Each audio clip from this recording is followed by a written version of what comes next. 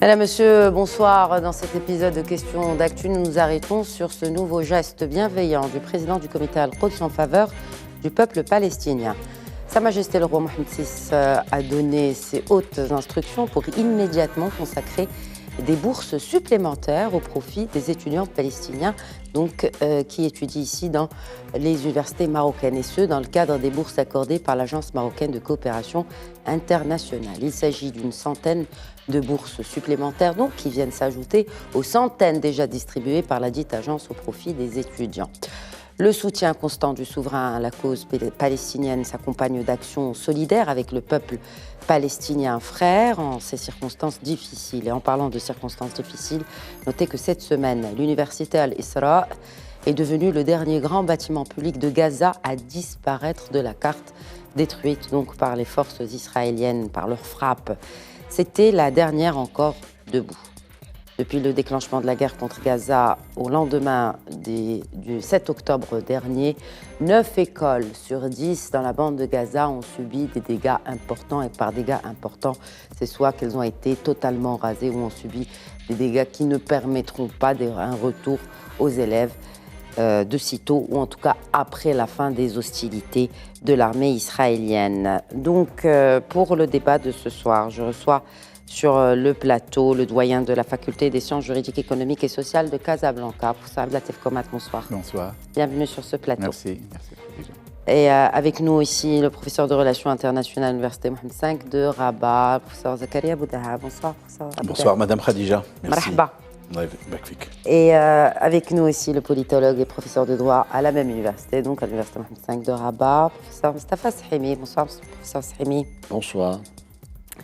Alors, messieurs, donc, le comité Al-Quds, ces étudiants palestiniens, cette centaine d'étudiants palestiniens qui vont donc bénéficier de bourses d'études. Professeur Komat, qui sont ces étudiants boursiers, d'abord, qui poursuivent déjà leurs études sur le territoire marocain?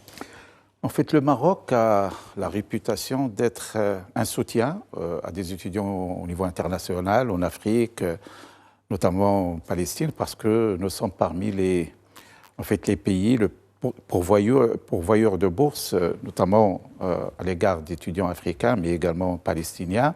Ça, c'est une tradition, c'est une culture, mais il y a bien sûr une attention particulière aux étudiants palestiniens. Nous avons aujourd'hui pratiquement en moyenne plus de 450 boursiers qui sont pris en charge par l'Agence marocaine de coopération internationale.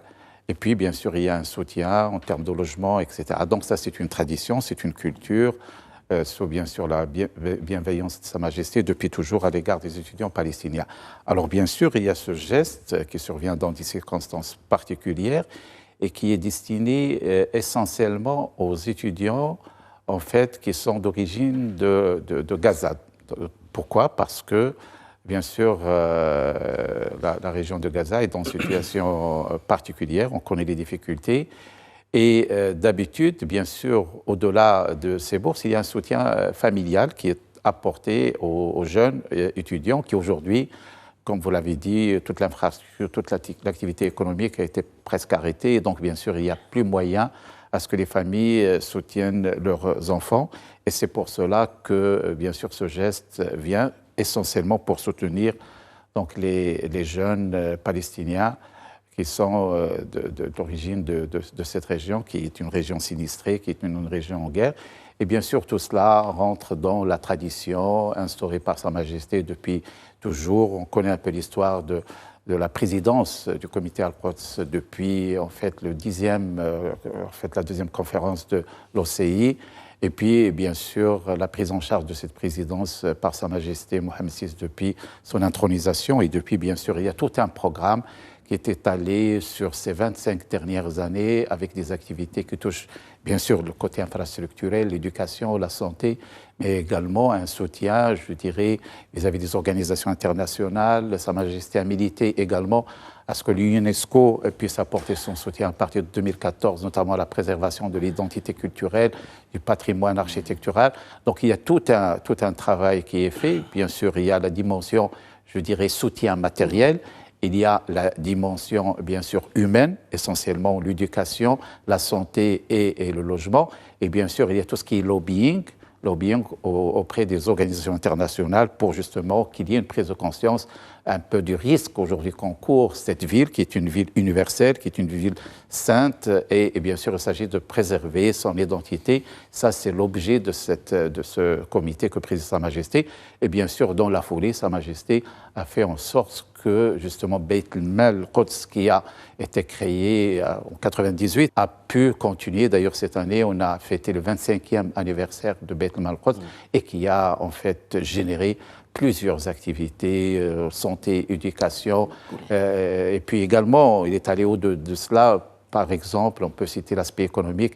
Il y a un soutien pour préserver les petites et moyennes entreprises qui ont souffert pendant le Covid. Donc, il y a tout un travail qui a été fait, mais bien sûr, les circonstances aujourd'hui placent les jeunes aujourd'hui pour qu'il y ait ce soutien, notamment en termes de bourse. Il faut rappeler qu'au-delà de cet aspect bourse, il y a eu d'autres initiatives. Par exemple, je peux citer, au niveau des universités marocaines, nous avons reçu des consignes à inscrire des étudiants qui, je dirais, avec une certaine flexibilité, des étudiants palestiniens, surtout ceux qui sont diplômés du Maroc. Vous savez que les étudiants palestiniens qui ont un diplôme au Maroc, ils sont régis par les mêmes conditions d'admission que les Marocains dans des formations doctorales, des masters, alors que cette année, il y a eu l'exception de les accepter en les dispensant justement de ces concours. Pourquoi? Parce qu'ils ont du mal à retourner chez eux. Et donc, aujourd'hui, pratiquement toutes les universités marocaines ont été impliquées. On a accepté des dizaines de jeunes Palestiniens pour qu'ils puissent justement continuer leurs études dans les universités marocaines. Alors, vous avez évoqué ce comité d'Al-Quds, professeur Abou Daha, peut-être un petit rappel d'histoire. Effectivement, le souverain est engagé en tant que président de ce comité Al-Quds depuis son intronisation, vous l'avez rappelé, professeur Komat, mais cela a commencé bien avant, déjà avec feu Sa Majesté Hassan II, et le travail qui a été accompli comme une base, n'est-ce pas, l'élément important, c'est la continuité du travail accompli et son adaptation au contexte. Donc peut-être une petite rétrospective depuis la création de ce comité Al-Quds en 1975. Tout à fait. Il y a deux choses, Madame Khadija, dans cette trajectoire très particulière qui, d'abord, il faut rappeler le contexte précédent.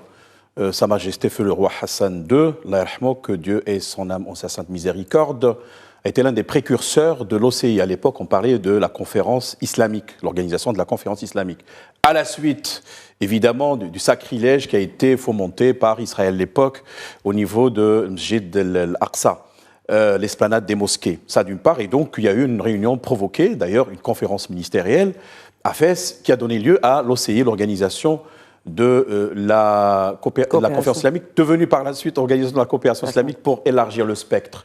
Et chemin faisant, donc en 1975, il y a eu création d'un comité pour se pencher sur des problématiques très particulières et notamment sur Al-Quds Sharif, Jérusalem, de façon monothéiste, si vous voulez, puisqu'il s'agit d'une ville sainte pour les trois religions monothéistes. Et comme le roi Hassan II et son digne successeur, Sa Majesté le roi Mohammed VI, sont un peu des dépositaires d'une certaine légitimité, non seulement historique, mais également religieuse, et un capital symbolique qui lui ont donc donné ce statut depuis 1975 et au-delà, jusqu'à donc 1999. Et depuis cette date, il faut rappeler d'abord pour les chers téléspectateurs qu'il s'agit d'un comité constitué de plusieurs participants, mais il est présidé par le Maroc. Donc on y trouve beaucoup de pays qui font partie de l'organisation de la coopération islamique.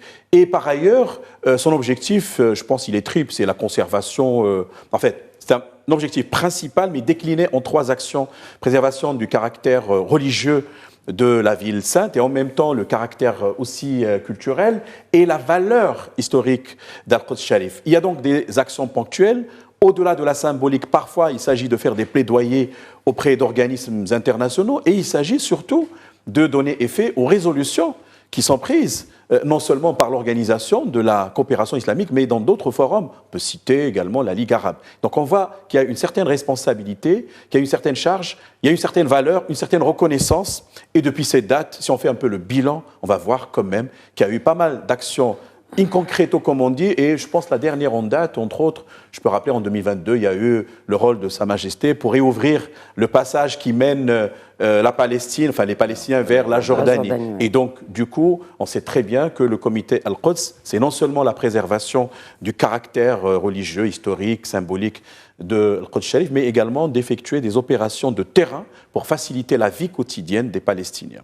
Et ce rôle central, professeur Sahimi, donc du président de ce comité en la personne de Sa Majesté le Roi Mohammed VI. Alors, c'est évidemment un rôle important qui se distingue, ça a été dit par mes collègues, pour ce qui est de soutien à une politique sociale de formation. Et oui, c'est pas des postures, c'est pas des discours. Sur ce plan-là, le Maroc, sous la direction de Sa Majesté, donc, a une politique. Politique attestée, par exemple, par le fait que nous avons au Maroc plus de 10 000 étudiants africains, dont 80%, 8 000 sont boursiers. Oui. Il faut y ajouter donc les 450 étudiants palestiniens, plus la centaine. C'est vous dire d'abord un premier niveau d'analyse qu'il y a au niveau du Maroc et du souverain une politique de promotion des ressources humaines et d'investissement dans le capital humain. Oui. C'est important, pourquoi? Parce que ce sont les élites de demain, aussi bien en Afrique d'ailleurs que pour ce qui est de la Palestine. Et donc les conditions qui sont offertes aux étudiants palestiniens sont tout à fait intéressantes et attractives. Elles tiennent compte au-delà de la paperasse, si je puis dire, et des dossiers exigés, du fait qu'il faut aider. Il faut aider cette jeunesse qui ne peut pas faire ses études dans les conditions dramatiques que connaît Gaza aujourd'hui, etc. Et donc, il faut lui offrir un cadre supplémentaire, une opportunité supplémentaire de venir et d'être dans les universités marocaines. Deuxième niveau d'analyse, c'est votre question, c'est le problème d'Al-Quds. Pourquoi c'est le roi du Maroc qui préside le comité Al-Quds ? Pour plusieurs raisons. D'abord, il est chef religieux, Amir al-Mouminin. Aucun chef d'État arabe n'est Amir al-Mouminin.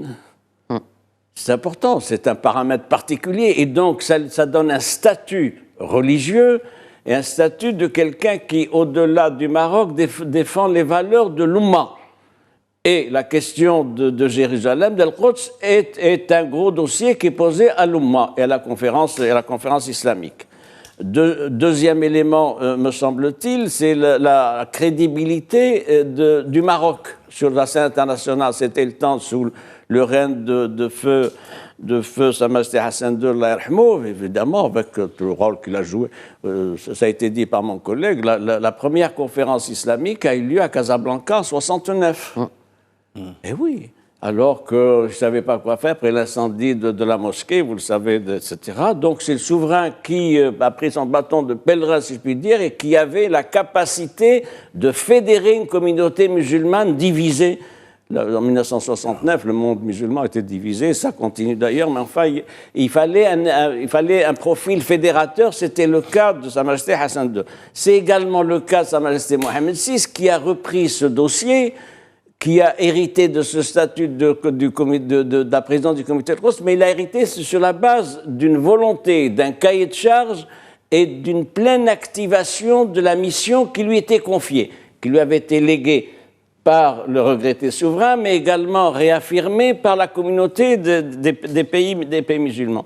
Et sur ce plan-là, il faut dire que les positions du souverain sont extrêmement fermes. Il y a toutes les interventions, les saisines, les messages du secrétaire général de l'ONU aux membres du Conseil de sécurité. Chaque fois, il y a une réactivité royale quand il y a eu des actes condamnables faits par les autorités palestiniennes, notamment des provocations sur l'esplanade de l'esplanade, etc. Alors, maintenant, nous en sommes là. Nous en sommes là, c'est-à-dire qu'il y a ce gros dossier. Vous savez, la question d'Al-Quds, si vous le permettez en quelques mots, c'est un concentré de la question palestinienne et des gros problèmes du Moyen-Orient. Je vais vous rappeler un fait, la ville de Jérusalem n'a pas de statut. Vous cherchez, on a cherché, il n'y a pas de statut. Pourquoi ? Parce que dans l'acte de création, qui est un acte, une résolution de l'Assemblée générale des Nations unies 1947, c'est la résolution 181 de l'Assemblée générale des Nations unies, il était prévu quoi pour Jérusalem ? Un statut international. Et c'est précisément sur ça que ça bute toujours. Alors, il y a eu pendant 3 ans un conseil de tutelle, à l'époque on appelait ça un conseil de tutelle, qui devait travailler, réfléchir sur les options possibles d'un statut international. On n'est pas arrivé, nous sommes dans donc une situation tout à fait particulière qui est celle-ci. Le Quds n'a pas de statut. C'est un statut qui est partagé administrativement, en tout cas pendant des décennies, on va arriver à 1980, entre l'administration israélienne et l'administration à l'époque jordanienne. Et puis, il y a eu une autre évolution, c'est-à-dire qu'en 1980 plus exactement, vous savez que le gouvernement israélien a décidé de faire de Jérusalem la capitale éternelle de l'État d'Israël. C'est important. En 1988, l'OLP a également, 8 ans après, a décidé, donc, avec sa création, d'en faire la capitale de la Palestine. Et puis, ça a continué. Alors, il y a eu des résolutions, quand même, il faut le dire, des résolutions du Conseil de sécurité sur ce plan-là, la résolution 476 et 478 en particulier, qui ont condamné l'annexion de Jérusalem par les autorités israéliennes. Il y a eu également tous les actes, il faut le dire, de l'administration Trump, puisqu'en 2017, il a fait le siège de la représentation diplomatique de son pays, les États-Unis, en Israël. Pour l'heure, d'ailleurs, il n'y a que 4 autres pays qui ont suivi. Pour le savoir, c'est la Papouasie-Nouvelle-Guinée, c'est le Guatemala, le Honduras et le Kosovo. Mais ce qu'il faut dire, c'est ceci.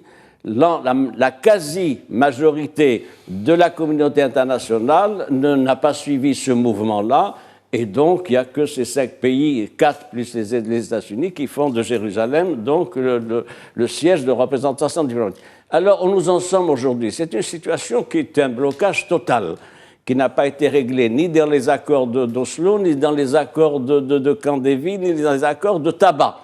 Ça n'a pas été réglé. Pourquoi ? Parce qu'il y a le refus israélien, il faut le dire, d'accepter qu'il y ait légitimité de la proclamation de Jérusalem-Est comme capitale de l'État palestinien. Le drame est là. Vous savez, il faut qu'on enchaîne sur l'actualité, peut-être. Quelle est la situation aujourd'hui ? Vous posez les questions à ma place, mais je vous en prie, vous pouvez y répondre aussi. Merci, vous êtes bien aimable. C'est moi qui vous remercie, Sishemi. Quelle est la situation ? C'est un drame total. C'est l'effacement d'un peuple. Ce que nous suivons quotidiennement, il y a 26 500 morts. Il y a 65 000 blessés, dont 70% des femmes et des enfants. Ouais. C'est quelque chose de mortifère, de dramatique. C'est une tragédie au quotidien que nous vivons, que subissent les Palestiniens. Ils ont le choix sur le papier entre 3 possibilités. 1, partir. Mais partir où ? Puisque c'est fermé. C'est fermé, le passage de Rafah, vous savez, fermé. Il y a que quelques éléments qui passent, des raisons médicales, etc. Deuxième option, c'est mourir sur place. C'est ce qui se passe. Il y a au moins des centaines de morts tous les jours, vous le savez. La troisième option, c'est l'asservissement. L'asservissement, c'est-à-dire subir le joug israélien de cette armée israélienne, des autorités israéliennes. Et il faut compter sur ceci, la dignité et le patriotisme des Palestiniens. C'est-à-dire, c'est une épreuve tragique que subit le peuple palestinien, mais c'est une épreuve tragique qui va permettre au nationalisme et au patriotisme palestinien de rebondir et finalement d'être consacré un moment venu. Ça viendra, vous savez, les choses ne peuvent pas rester en l'état. Il faudra bien arriver donc à une solution. Je note pour finir ceci, c'est que l'horizon politique qu'appelait de ses voeux le président Biden ne paraît pas se préciser, même si dans les chancelleries, il y a des pistes, vous savez, qui travaillent sur une option, telle option. etc. Mais le chef d'État, le chef du gouvernement israélien a déclaré hier encore, Benjamin Netanyahu, qu'il n'accepterait jamais la solution des deux États. Sur ce plan-là, le Maroc a une position très ferme qui a été rappelée par notre diplomatie devant les différentes instances. Et constante, cette position du Maroc, notamment sur ce statut, professeur Abou-Daha, vous êtes l'expert en relations internationales, sur ce statut de la ville sainte d'Al-Quds. Ah oui, bien sûr. Non seulement cela tient au fait que c'est Sa Majesté qui préside le comité Al-Quds, mais d'abord ça fait partie du consensus arabo-musulman, je dirais in extenso, dans le sens où nous sommes partis de la Ligue arabe et donc déjà il y a unanimité sans réserve par rapport à cette question-là et également au niveau de l'organisation de la coopération islamique. Je voudrais juste ajouter, rebondir un peu ce que disait Mustafa, parlant du statut d'Al-Quds Sharif, c'est au regard aussi du droit international humanitaire, la partie Est est une partie qui est occupée.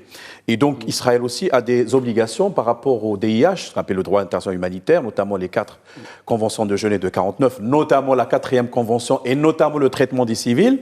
Et malheureusement, quand on évalue un peu le comportement des autorités israéliennes depuis 1967 jusqu'à aujourd'hui par rapport à la situation dans les territoires occupés, eh bien, on voit qu'Israël ne respecte pas ses engagements et que ce pays avait ratifié. Donc il a signé et ratifié les conventions de Genève. Donc il est redevable. Et ce n'est pas rien si aujourd'hui il y a un contentieux au niveau de la Cour internationale de justice. Et je rappelle qu'il y a un Marocain, c'est Benouna, qui fait partie des 15 juges. Exact. Et donc c'est une constance, c'est clair.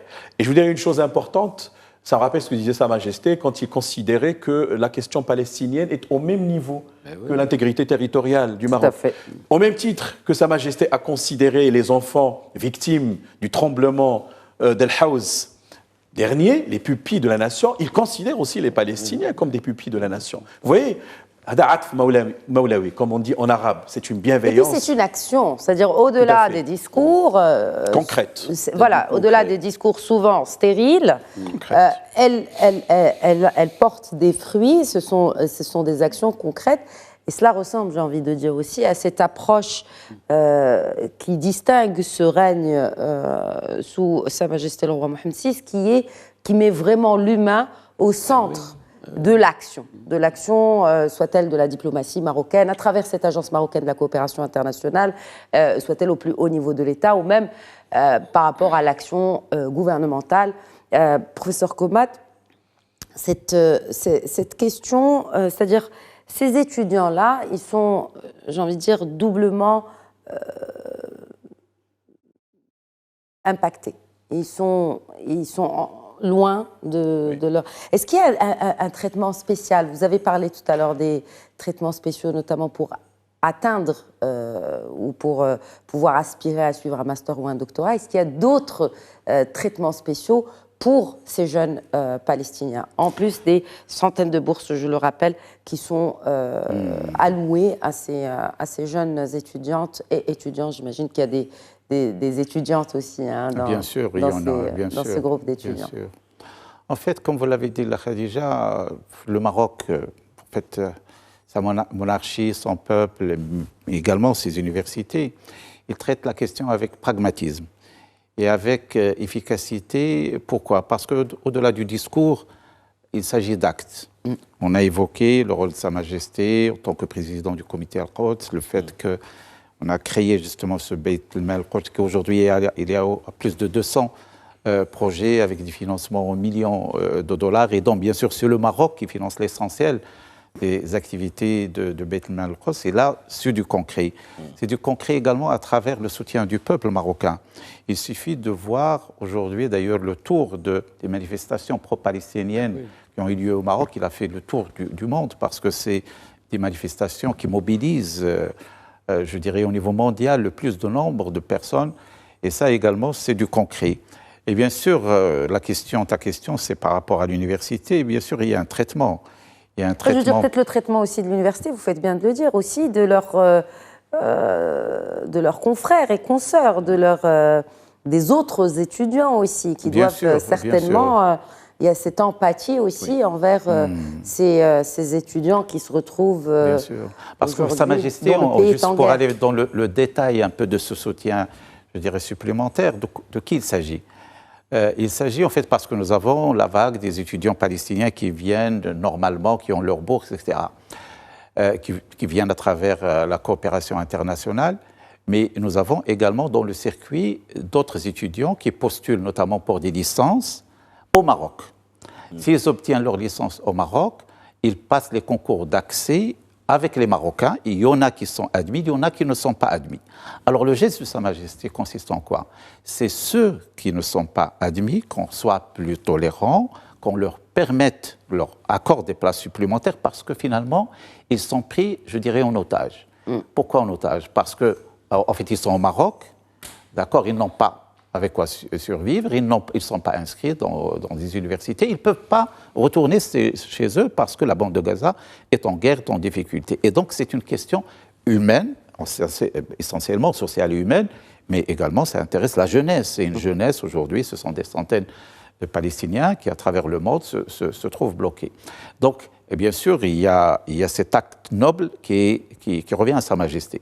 Alors, en ce qui nous concerne, nous, sur un plan opérationnel, on est également flexible sur un certain nombre de mesures. Par exemple, on a des étudiants qui ont présenté leur candidature pour une inscription au doctorat. Il faut dire également que le Maroc forme beaucoup au niveau supérieur, master, doctorat. Nous avons beaucoup de docteurs palestiniens qui sont aujourd'hui actifs dans le système judiciaire, dans le système associatif, gouvernemental, etc., qui sont issus des universités, comme cela est également vrai au niveau de l'Afrique. D'ailleurs, c'est Saïmi. D'où le rôle central de cette agence marocaine de coopération internationale. Voilà, parce que nous avons beaucoup avec laquelle vous travaillez, j'imagine, bien sûr. En étroite collaboration, merci. Alors, les facilités qu'on leur apporte, c'est par exemple, nous avons des candidats qui sont acceptés sur dossier, il faut qu'ils se présentent pour des entretiens. Et bien sûr, ça fait partie de la procédure. Nous acceptons à ce que ces entretiens puissent se faire à distance, par exemple, parce qu'ils ont du mal à se déplacer. Vous voyez, et il y a parfois un certain traitement au niveau de l'accès aux documents. On peut être plus flexible. Et pour dire que, bien sûr, il y a la compassion, il y a, je dirais aujourd'hui, d'une manière générale, le peuple marocain, d'une manière générale, et bien sûr le monde universitaire, d'une manière particulière, est très sensible à la situation dans laquelle se trouvent ces étudiants. Et donc, on essaie de leur apporter le maximum de soutien, bien sûr, avec le respect des procédures, des règles, mais là où c'est possible, justement, d'être flexible, on leur facilite les choses. Et bien sûr, comme vous l'avez dit, il y a la solidarité, notamment avec les Palestiniens qui sont déjà installés au Maroc. Bien sûr, il y a la Cité internationale qui est à Rabat, qui accueille des étudiants palestiniens. Et là également, bien sûr, il y a un certain traitement qui est particulier pour accueillir les étudiants palestiniens. Je crois que chacun, par rapport à ses responsabilités, par rapport à son niveau d'intervention, devrait, ça je crois c'est une responsabilité, aujourd'hui le Marocain d'une manière générale est connu par la sensibilité à des questions centrales, qu'elles soient nationales, qu'elles soient internationales, et comme vous l'avez dit, la question de la palestinienne est considérée par tous les Marocains, à leur tête Sa Majesté, comme une des questions prioritaires pour notre pays. Et donc bien sûr, cela se décline au niveau des universités, comme il se décline au niveau de toute la société marocaine. Exact. Alors, vous avez évoqué tout à l'heure l'agence Beit Mal Al-Quds. On va rappeler donc qu'elle a été fondée en 1998. 90% des fonds sont débloqués par le Royaume du Maroc. 3 millions de dollars dédiés aux programmes sociaux au profit des Martessi, donc des habitants de cette ville sainte d'Al-Quds. Comment sont ciblés les projets à financer, justement, messieurs? Oui, professeur Saïmi. Alors, sur ce plan-là, je voudrais relever plusieurs choses. Depuis sa création, voici un quart de siècle, il est arrivé à un budget de 65 millions de dollars. Le budget annuel est dans une fourchette entre 3 et 5 millions de dollars.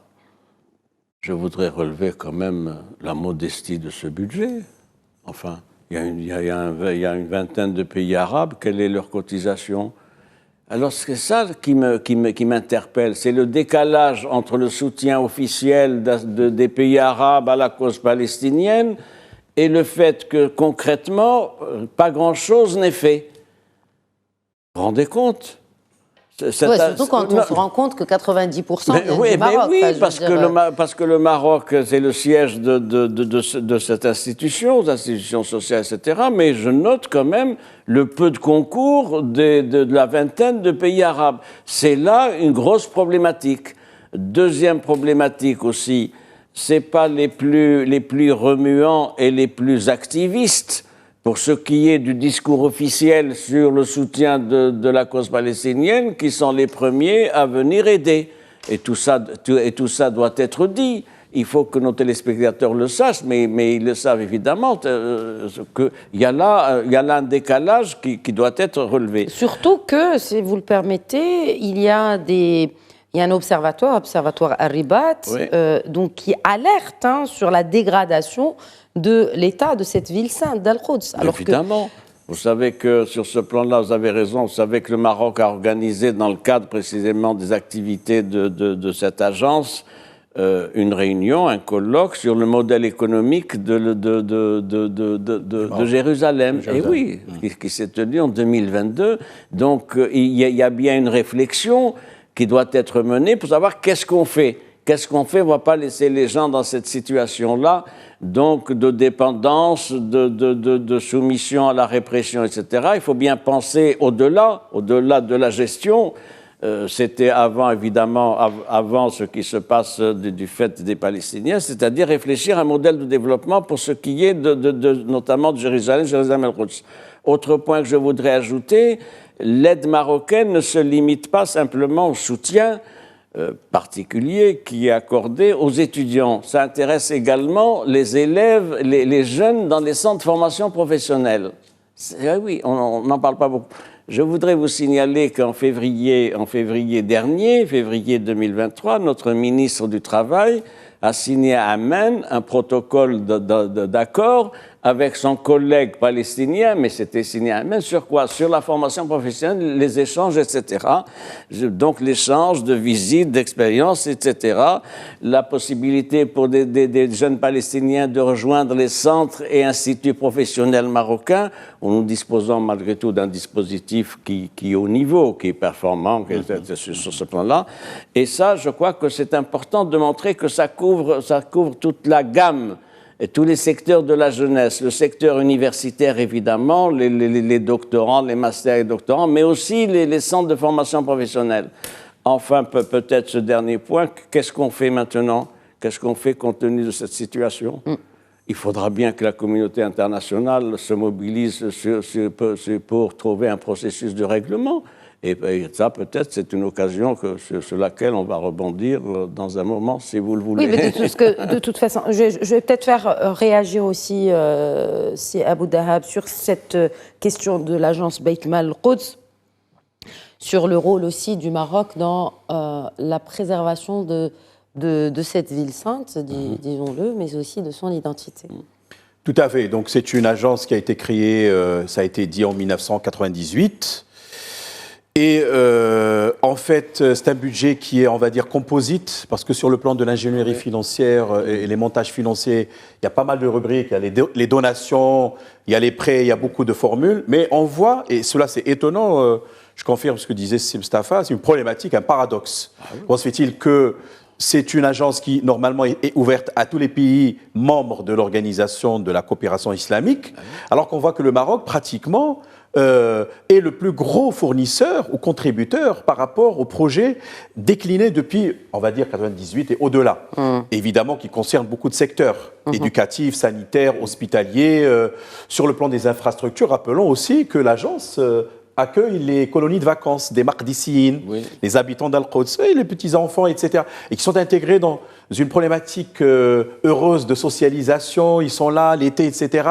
avec leurs, on va dire, confrères marocains et marocains. C'est du bonheur. Il faut voir ces camps de jeunes Palestiniens, c'est du bonheur. Et quand ils chantent l'hymne national, ça fait plaisir. Et l'agence, il faut le dire, a un modèle de gouvernance assez corsé, parce qu'elle est là, à Rabat, évidemment, le siège principal. Elle avait créé, je crois, c'était en 2007, un centre culturel précisément.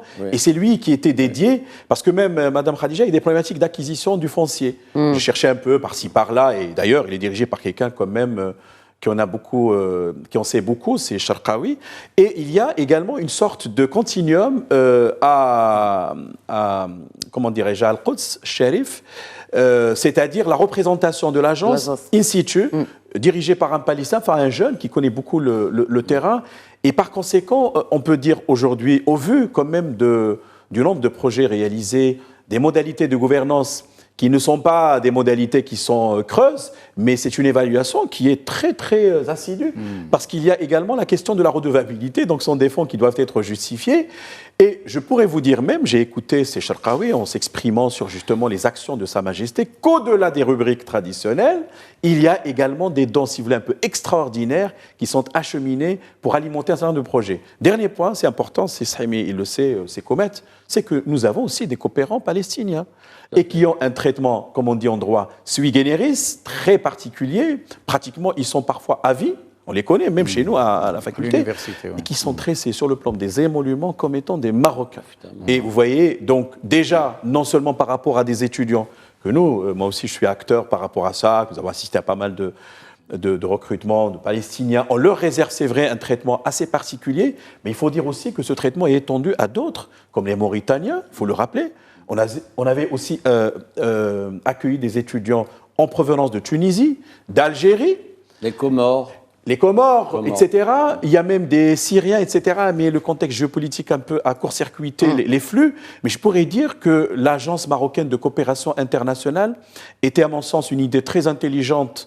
Qui date, exactement. Elle date de 1986, la création de cette agence, avec comme une réorientation un peu, pas totale, mais en plus de son rôle premier quand elle a été créée, c'est celui de la coopération sud-sud à travers l'action du souverain. Et donc son directeur général est présent, entre autres avec Seboreta, à l'occasion de la tenue, entre autres, du mouvement des non-alignés, capitale ougandaise. Il est aussi présent, il sera présent dans le cadre du G77 plus la Chine, etc.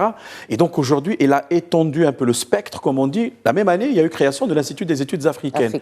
On voit que le Maroc, quand même, a monté ce qu'on appelle un design institutionnel qui lui permet d'agir dans des cercles d'action.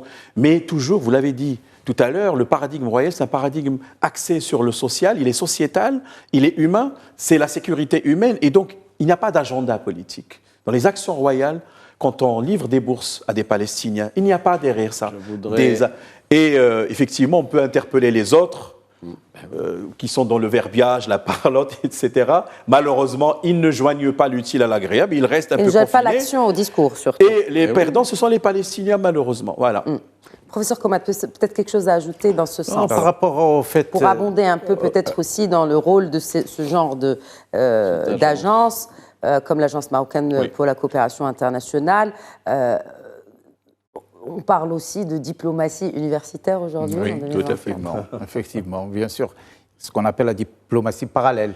Exact. Chacun devrait jouer son rôle parce qu'il n'y a pas que la diplomatie officielle. Il y a la diplomatie parlementaire, il y a bien sûr la diplomatie également universitaire. Et ce que nous faisons justement par ce genre d'acte, c'est de la diplomatie universitaire.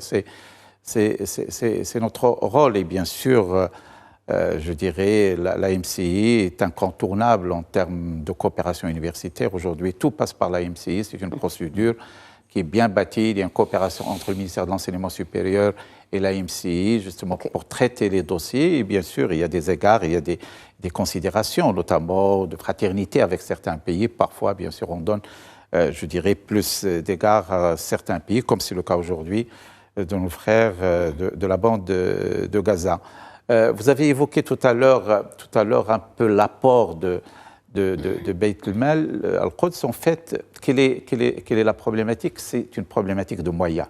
C'est une problématique de moyens parce que si on voit le cumul de 25 années, on arrive à 65 millions de dollars, c'est rien du tout par rapport aux besoins. Alors finalement, quelle est l'approche? D'ailleurs, on a fait un peu. Mais avec ça, on fait beaucoup. Oui, justement. C'est-à-dire que, par exemple, avec un bilan, je disais tout à l'heure, 3 millions de dollars, et j'ai oublié de le préciser, c'est que pour l'année 2023, le bilan est très satisfaisant. Alors justement, quelle est l'approche? Moi, j'ai essayé de voir l'historique en termes de réalisation à partir de 2000 à ce jour. Chaque fois, on met l'accent sur un volet qui, je dirais, est considéré comme prioritaire. Si vous voyez un peu les réalisations année par année, vous allez voir qu'une année, on consacre plus d'importance à tout ce qui est protection, notamment architecturale, patrimoine, etc. Une année, par exemple, on a évoqué l'aspect économique. Après le Covid, quelle était la problématique? C'est le maintien d'activités économiques, notamment les toutes petites et moyennes entreprises qui risquaient de disparaître. Il y avait tout un programme d'accompagnement, de formation, etc. Et donc, c'est en fonction des priorités, en fonction des circonstances. Bien sûr, le peu de moyens qui est aujourd'hui disponible, parce qu'il n'y a pratiquement que le Maroc qui finance, il est orienté en fonction d'axes prioritaires. Bien sûr, le champ, il y a énormément de choses à faire, mais malheureusement, on est obligé, selon une approche très pragmatique, très objective, de focuser, de cibler un certain volet. Et on voit que chaque année, on met l'accent, le zoom, sur un volet. Parfois, il y a la santé, il y a l'éducation. D'accord, il y a eu plus de 8000 classes. Donc, il y a également l'accompagnement, il y a la jeunesse, les enfants. Il y a des choses qui sont parallèles, continues, comme par exemple l'accueil par ces colonies d'enfants qui viennent chaque année donc, au Maroc pour visiter le Maroc, qui sont reçus avec les grands égards au niveau officiel, etc. Tout cela démontre que le Maroc accorde beaucoup d'importance, bien sûr, à la dimension humaine, notamment l'enfance, la jeunesse. Et je dirais qu'on aurait voulu, souhaiter faire plus. Mais malheureusement, aujourd'hui, il faut un engouement, il faut que cette question de l'Quds, parce que c'est vrai, il y a la question palestinienne d'une manière générale, et bien sûr, il y a le cas particulier de l'Quds. L'Quds, il a un symbole, c'est symbolique, c'est la capitale historique, etc. Il y a cette dimension historique, religieuse. On parle aujourd'hui d'un quartier qu'on appelle Maghariba, où il y a beaucoup de Marocains qui sont issus du Maroc, qui sont installés là-bas, donc il y a un lien également affectif. Et donc, c'est pour ça que peut-être aujourd'hui, c'est cette attractivité d'une coopération, d'une implication, notamment du monde islamique, pour le cas particulier de l'Quds, qu'il va falloir justement relancer. Je crois qu'il y a eu dernièrement, parce que c'est vrai, à un certain moment, il y a eu même des blocages, les réunions n'ont pas pu être tenues régulièrement. Mais il y a une relance, il y a une prise de conscience. On espère qu'on focus davantage sur le Quds parce qu'il est central pour la question palestinienne. Exact, elle est centrale dans la question palestinienne et ça reste quand même le conflit permanent entre les Palestiniens et les Israéliens. Je vous laisse conclure ce débat, Sisshimi. Rapidement, pour dire ceci, l'agence a été créée. Pourquoi elle a été créée? Parce que le Maroc voulait se doter d'un dispositif ayant de l'agilité, de l'efficacité, et pas laisser ça géré par tel ou tel département ministériel. Premier élément. Deuxième élément, un appel à lancer à la communauté, à l'Oumma. Il faudrait faire comme l'Union européenne, demander une participation, une contribution au prorata du PIB. Du PIB, même 0,01%, ça ferait des centaines de millions de dollars. Ah oui. Troisième élément, le Maroc a cette particularité de ne pas instrumentaliser la question palestinienne. Tout à fait. À la différence d'autres pays voisins et ailleurs, etc., les Marocains sont attachés à la cause palestinienne avec une mobilisation qui continue. Et le problème important de relever, c'est que... Une mobilisation réaliste. Parce que ces appels à la mobilisation, et je vois où vous regardez, très cher professeur Sihimi, il y a une mobilisation, mais c'est une mobilisation avec des faits. C'est là où il y a effectivement... on doit mettre l'accent sur l'action. Tout à fait. On fait ce qu'on peut faire, déjà. On peut faire, mais en même temps, il faut interpeller quand même les autres pays arabes et musulmans sur ce plan-là. Ils ont une grande responsabilité sur ce plan-là, pour ce qui est de l'agence, évidemment, où leurs contributions sont dérisoires, mais aussi pour prendre en main le dossier palestinien. Il faudra bien qu'on arrive à dépasser cette situation dramatique que connaît aujourd'hui le peuple palestinien, Gaza en particulier, et même en Cisjordanie, vous le savez très bien, et déboucher sur un processus politique de règlement sur la base de quoi? C'est la position du Maroc, c'est un invariant, sur la base des deux États, le retour aux frontières du 4 octobre 1967, et puis le fait qu'il y ait El-Quds qui soit la capitale de l'État palestinien. Sur ce plan-là, la position du Maroc est constante et elle ne variera pas. C'est un dogme de notre politique étrangère. C'est un dogme de notre politique étrangère et on le voit aujourd'hui. Effectivement, il faudrait que aussi il y ait une oreille de l'autre côté Et vous avez parlé justement de ces pays arabes qui devraient se mobiliser pour la cause palestinienne, mais aussi, et on connaît la politique officielle du gouvernement israélien, ils disent qu'il ne resterait pas à Gaza, mais que restera-t-il de Gaza après leur départ. Merci beaucoup, messieurs. Merci, professeur Abou Dahab. Merci, professeur Komat, et merci à vous également, professeur Srimi.